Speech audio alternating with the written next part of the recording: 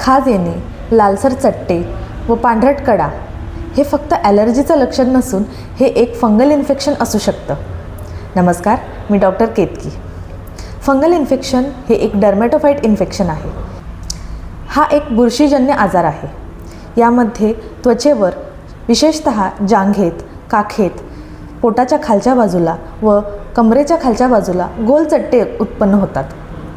त्या चट्ट्यांना किनार असते आणि त्याला विशेषतः रात्री खाज येते.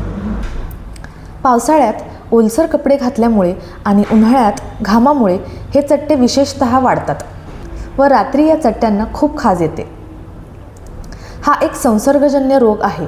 त्यामुळे ज्याला हा रोग झाला आहे त्याने त्याचे कपडे वेगळे ठेवावेत व वेगळे धुवायला टाकावेत. त्यामुळे ओलसर कपडे घालणे पूर्णतः टाळावे आणि शक्य झाल्यास इस्त्री केलेले कपडे घालावेत. फंगल इन्फेक्शन पूर्ण बरा होण्यासाठी योग्य उपचार, योग्य कालावधी आणि त्वचारोग तज्ज्ञाचा सल्ला खूप महत्त्वाचा आहे. त्यामुळे आजच तुमच्या जवळच्या त्वचारोग तज्ज्ञाला जाऊन भेट द्या आणि यावर उपचार सुरू करा.